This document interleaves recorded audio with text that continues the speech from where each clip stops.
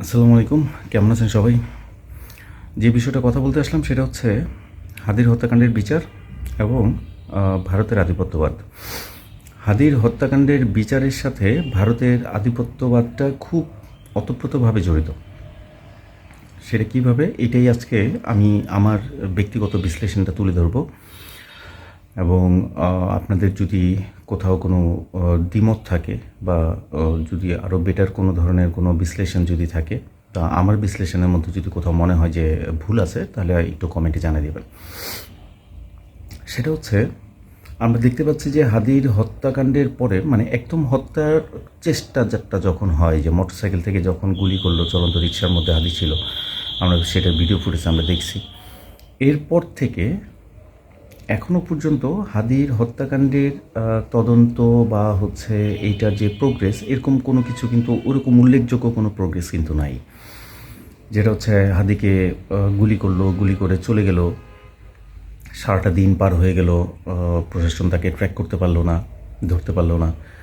তারপরে হচ্ছে আমরা জানলাম যে হত্যাকারী নাকি হচ্ছে বর্ডার পার হয়ে চলে গেছে ভারতে। সেটা কতটা সত্য মিথ্যা তাও আমরা জানি না এখনও পর্যন্ত। তো যে বিষয়টা হচ্ছে যে এখনও পর্যন্ত ওই ছেলেটার ফ্যামিলির কিছু মানুষ ছাড়া এখনও পর্যন্ত তেমন কোনো ওরকম কোনো অপরাধীকে এখনও পর্যন্ত অ্যারেস্ট করা হয় নাই। এবং হাদিরকে হত্যা করার পিছনে যে ছেলেটা কাজ করেছে, এই ছেলেটার একার সিদ্ধান্ত না এটা। ও কোনো না কোনো প্রভাবশালী গোষ্ঠীর পক্ষ থেকে ও হচ্ছে এই অপারেশনটা সাকসেসফুল করছে। তো এখন বিষয়টা হচ্ছে যেটা, যে এই যে হাদির হত্যাকাণ্ডের যে ঘটনাটা ঘটলো, এটার বিচারের দাবি নিয়ে সারা বাংলাদেশের অনেক মানুষ হচ্ছে লেখালেখি করতেছে এবং হাদির ইনকিলাব মঞ্চ থেকে কন্টিনিউয়াসলি এটার প্রতিবাদ জানানো হচ্ছে। শাহবাগ চত্বরে ইনকিলাব মঞ্চ থেকে অলমোস্ট প্রায় প্রতিদিনই হচ্ছে এটার প্রতিবাদ জানানো হচ্ছে। এছাড়াও হচ্ছে দেশের বিভাগীয় শহরগুলোতে, বিভিন্ন জেলাগুলোতে এবং হচ্ছে দেশের বাইরেও বিভিন্ন দেশে বিভিন্ন মানুষ হচ্ছে এটার প্রতিবাদ জানাচ্ছে এবং এটা সুষ্ঠু বিচারের দাবি জানাচ্ছে। আপনারা দেখছেন অলরেডি জাতিসংঘের মহাসচিব থেকে শুরু করে বেশ কিছু প্রভাবশালী দেশ, তারাও হচ্ছে আমাদের অন্তর্বর্তীকালীন সরকারকে হচ্ছে রিকোয়েস্ট করেছে যে হাদির হত্যার বিচারের সুষ্ঠু তদন্ত করে অপরাধীদেরকে আইনের আওতায় আনার জন্য। কিন্তু আমরা যতই আওয়াজ তুলতেছি, আমরা যতই এটার প্রতিবাদ জানাচ্ছি, এখনও পর্যন্ত ওরকম স্যাটিসফাই হওয়ার মতো ওরকম কোনো প্রোগ্রেস আমরা পাইনি। তো যেটা হচ্ছে, এটার পিছনে বেসিক্যালি কারা কারা কাজ করতেছে, এটা যদি আমরা বুঝতে চাই তাহলে আগে বুঝতে হবে যে হাদিকে কেন হত্যা করা হলো। তো হাদি মূলত কি কাজ করছেটা কি, যেটার জন্য হচ্ছে হাদিকে হত্যা করে ফেলতে হবে। তো হাদি যেটা করছে সেটা হচ্ছে যে আমরা যারা জুলাই আন্দোলনে যারা হচ্ছে সরাসরি ফিল্ডে যারা কাজ করেছি বা আন্দোলন করেছি, তো এই জুলাই আন্দোলনের পরে যখন একটা ফ্যাসিবাদের পতন হলো, ফ্যাসিবাদের পতনের পরে আমরা একটা নতুন বাংলাদেশ গড়ার স্বপ্ন দেখছি এবং আমরা মনে করি যে এত বড় একটা অভ্যুত্থানের পরে বাংলাদেশে এই চেঞ্জগুলো হওয়া উচিত। তো এই চেঞ্জগুলো যদি আমরা করতে না পারি, এই চেঞ্জগুলো যদি না হয়, তাহলে এই যে প্রায় 1500-র মতো মানুষ যে মারা গেল, শিশু থেকে শুরু করে বৃদ্ধ পর্যন্ত, এদের জীবনের অ্যাকচুয়ালি কোনো মূল্য রইল না।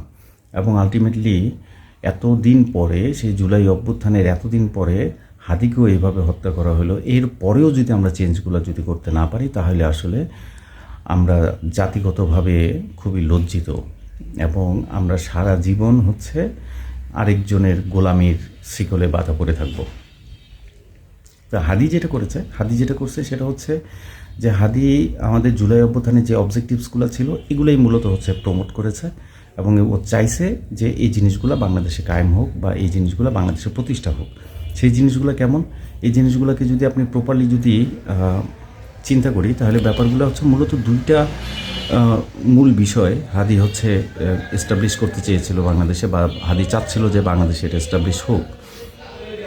তার মধ্যে একটা হচ্ছে বাংলাদেশের গতানুগতিক যেই রাজনৈতিক প্র্যাকটিসটা, যেটা হচ্ছে যে প্রভাব খাটানোর যে রাজনীতি বা শক্তি খাটানোর যে রাজনীতি একটা দল আরেকটা দলের বিরুদ্ধে যেইভাবে কাজ করে আসছে, বা নির্বাচনে জেতার পরে একটা দল যেইভাবে হচ্ছে সিস্টেমগুলোকে ম্যানিপুলেট করতো, আমরা দেখছি ফ্যাসিবাদের এই 15-16 বছরে তারা কিভাবে হচ্ছে আইন তাদের মতো করে আইন প্রয়োগ করছে, তারা তাদের মতো করে হচ্ছে প্রশাসনকে কাজে লাগাইছে। ইভেন তারা হচ্ছে দেশের রাষ্ট্রীয় নিরাপত্তা সংস্থা যেগুলো লাইক ডিজিএফআই, এনএসআই, তাদেরকে পর্যন্ত হচ্ছে তারা তাদের সাথে কাজে লাগিয়েছে।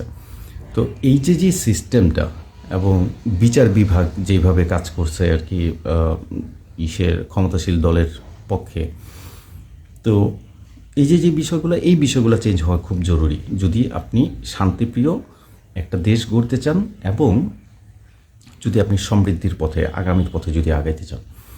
তো এই জায়গাটাতে হচ্ছে এই ফ্যাসিবাদরা কাজ করছে। তো এই জিনিসগুলো যেন নতুন করে আবার রিপিট না হয়, এটার জন্য হাদি ছিল এগুলোর বিরুদ্ধে একটা সরব কণ্ঠ। হাদি চাইছে এমন একটা নির্বাচনী পরিবেশ তৈরি হোক, যেই পরিবেশে হচ্ছে সবাই একজন আরেকজনের উপরে দোষারোপ না করে, তারা হচ্ছে পলিসিগতভাবে হচ্ছে একজন আরেকজনের সাথে প্রতিদ্বন্দ্বিতা করবে। যেমন একটা দল সে রাজনৈতিক প্রচার প্রচারণার মধ্যে সে আরেক দলের গীবত না করে সে যেটা করবে সেটা হচ্ছে, সে যদি ক্ষমতায় আসে তাহলে দেশটাকে কিভাবে আগায় নিয়ে যাবে, তার চিন্তাভাবনাগুলো কেমন, তার পলিসিগুলো কেমন, এবং এইটা যে সে আসলেই এক্সিকিউট করতে পারবে, এটা যে আসলে প্রয়োগ করতে পারবে এবং তার প্ল্যানটা যে আসলে সাকসেসফুল করতে পারবে, সেইটার আসলে একটা সুনির্দিষ্ট রোডম্যাপ। তো এইটা যখন হবে তখন হচ্ছে আমরা সামনের দিকে আগায় যাওয়ার ব্যাপারটা চিন্তা করতে পারবো। কিন্তু আমরা যেটা দেখছি সেটা হচ্ছে প্রত্যেকটা নির্বাচনের সময়তেই আমরা একটা দল আরেকটা দলের গীবত করা শুরু করে এবং ঘুরে ফিরে সেই 71-এর চেতনাতে ফিরে যায়। বাট 71-এর যে চেতনা, এই 71-এর চেতনাকে যারা এত বছর যাবৎ বিক্রি করে আসছে, তারা নিজেরাই কিন্তু 71-এর চেতনাটাকে কখনো ধারণ করে নাই। তো এটা হচ্ছে একটা মৌলিক বিষয় হাদির আলোচনার মধ্যে। তো এইটা যদি হাদি এস্টাবলিশ করতে পারে, বা হাদি যেভাবে প্রমোট করছিল, মানুষ হচ্ছে হাদির কথাটাকে যেভাবে রিসিভ করতেছিল, যদি মানুষ এইভাবে সচেতন হয়ে যায়, তাহলে বাংলাদেশের পাওয়ার পলিটিক্সের যেই একটা ট্রেন্ড যেটা চলতেছিল, যে প্র্যাকটিসটা চলতেছিল, এটা ভেঙে পড়বে। আর এটা ভেঙে পড়লে কিছু খুব পাওয়ারফুল কিছু রাজনৈতিক ব্যক্তিত্ব তারা হচ্ছে ক্ষতিগ্রস্ত হবে এবং তাদের প্রতি মানুষের যে আস্থা, ওইটা এখন এমনিতেও হয়তোবা ওই আস্থার জায়গাগুলো এখন অনেকটাই কমে গেছে সাধারণ মানুষের, বাট তারপরেও যেটা হচ্ছে যে তাদের যে আস্থার যে ব্যাপারটা এবং তাদের ভয় ভীতির যেই একটা প্র্যাকটিস বাংলাদেশের রাজনীতিতে, এইটা বন্ধ হয়ে যাবে। তো যার কারণে তারা চিন্তা করছে যে হাদিকে চুপ করাই ফেলতে হবে। দ্বিতীয়ত আরেকটা ইস্যু হচ্ছে ভারতের আধিপত্যবাদ। আপনারা সবাই দেখছেন যে হাদি অ্যাকচুয়ালি ভারতের আধিপত্যবাদের বিরুদ্ধে বাংলাদেশে একটা শক্তিশালী কণ্ঠস্বর। ভারত বাংলাদেশের উপরে কিভাবে আধিপত্য বিস্তার করে, কেন করে এবং কেন সেটা কায়েম করে রাখতে চায়, সেটা আমি আমার আগের একটা ভিডিওতে অলরেডি আমি বলেছি। ওটা যদি কেউ আবার চান তাহলে ওটা একটু দেখে নিতে পারেন। কিন্তু ভারতের আধিপত্যবাদের বিরুদ্ধে হাদি যেভাবে কথা বলে আসছে, যদি মানুষ ভারতের আধিপত্যবাদের কারণে কিভাবে ক্ষতিগ্রস্ত হয়, কিভাবে বাংলাদেশ দিন দিন পিছিয়ে যায়, একটা মানুষ কিভাবে হচ্ছে ইনডিরেক্টলি ভারতের আধিপত্যবাদের শিকার হয়, এই বিষয়গুলা যদি একদম রুট লেভেল থেকে শুরু করে টপ লেভেল পর্যন্ত সবগুলো মানুষ যদি এটা একবার শিখে যায়, এটা যদি একবার জেনে যায়, তাহলে ভারতের এটা খুব কষ্টসাধ্য ব্যাপার হয়ে যাবে বাংলাদেশের উপরে তার আধিপত্যবাদটাকে কায়েম করে রাখা। তো যার কারণে হাদি হচ্ছে ভারতের জন্য বিশাল বড় একটা থ্রেট। এবং আপনি এটার একটা এক্সাম্পল হিসেবে আপনি এখনও দেখতে পাবেন যে বাংলাদেশে এখনও পর্যন্ত যারা ভারত বিরোধী কথাবার্তা ওপেনলি বলতেছে, তাদেরকে কিন্তু এখনও টার্গেট করে রাখা হয়েছে। তো এই যে ভারতের আধিপত্যবাদটা যে কায়েম করার যেই একটা প্রসেস, বা হচ্ছে এই যে হাদিকে হত্যার পিছনে ভারত অবশ্যই এটার সাথে জড়িত।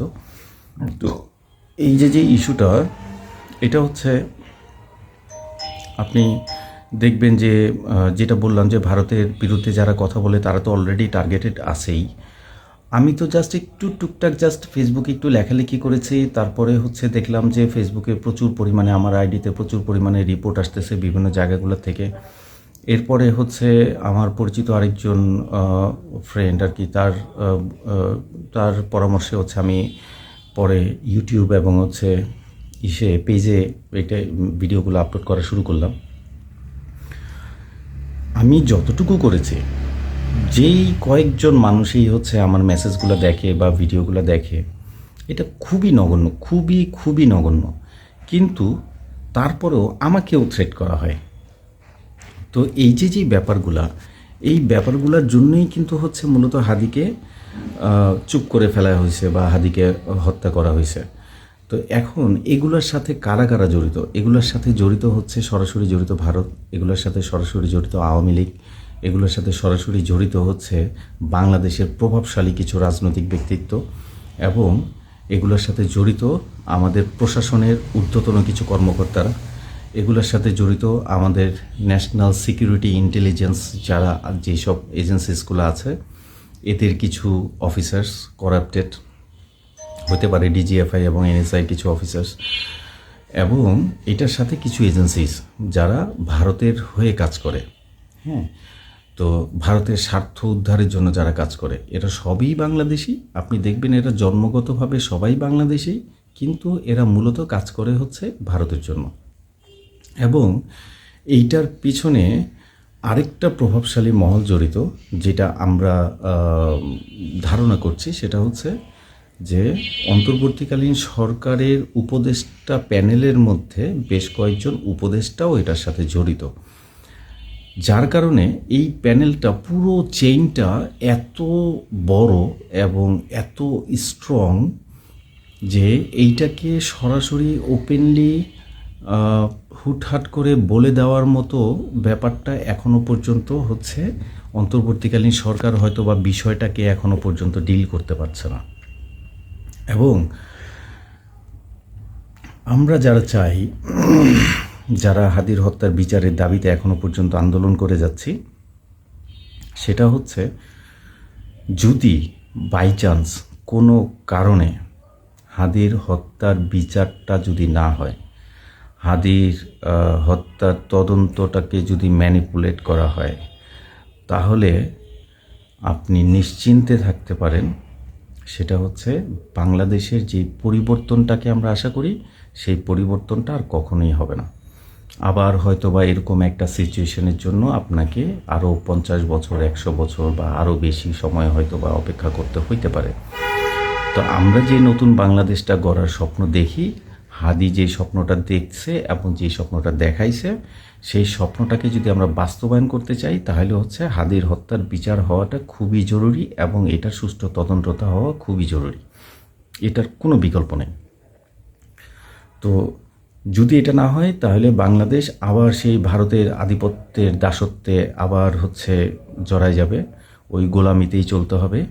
এবং বাংলাদেশের পলিটিক্সে যে নোংরা পলিটিক্সের যেই ইয়াটা চলছিল, সেই নোংরা পলিটিক্সের পরিবেশটা ওইভাবেই থেকে যাবে। বাংলাদেশের পলিটিক্সের এই যে নোংরামিটা আর কখনো চেঞ্জ হবে না। আমরা যে স্বচ্ছ একটা রাজনীতির চিন্তা করি বা স্বচ্ছ একটা রাজনৈতিক পরিবেশের আশা করি নতুন বাংলাদেশে, সেইটা আর কোনোদিনও কায়েম হবে না। এই প্যানেলটা আবার নতুন করে হচ্ছে তাদের প্রভাব বিস্তার করা শুরু করে দিবে। তো এইটাকে যদি পার্মানেন্টলি ক্লোজ করতে হয় এবং ভারতের আধিপত্যবাদের যদি পতন ঘটাইতে হয় বাংলাদেশের মাটিতে, তাহলে হাদি হত্যার সুষ্ঠু বিচার এবং সুষ্ঠু তদন্ত হওয়া খুবই জরুরি। আমরা যারা হাদিকে পছন্দ করি, হাদিকে ভালোবাসি, আমরা দেখেছি সারা বাংলাদেশে লক্ষ লক্ষ মানুষ, অসংখ্য মানুষ হচ্ছে হাদিকে পছন্দ করে, হাদিকে ভালোবাসে। তো আমরা যারা হাদিকে পছন্দ করি, যারা হাদিকে ভালোবাসি, শুধুমাত্র হাদিকে পছন্দ করলে, হাদিকে ভালোবাসলেই হবে না, আমরা বসে বসে এটার জন্য আফসোস করলেই হবে না। এই আওয়াজটা, হাদির হত্যার বিচারের যেই দাবিটা, এই দাবিটা আমাদের আশেপাশে সবার মধ্যে এটাকে ছড়াই দিতে হবে, সারা বাংলাদেশে ছড়াই দিতে হবে। হাদি হত্যার বিচারের যে দাবি, যেই আন্দোলন, এটাকে আরও অনেক জোরালো করতে হবে। এতটাই জোরালো করতে হবে যে বাংলাদেশের কোনো সরকার, কোনো প্রভাবশালী মহল, কোনো কিছুই এটার সামনে টিকতে পারবে না। তো আমরা আশা করি যে সারা বাংলাদেশের মানুষ এটার সাথে আগায় আসবে, আপনারা সবাই আগায় আসবেন এই আশা করে এখানেই শেষ করছি। ধন্যবাদ।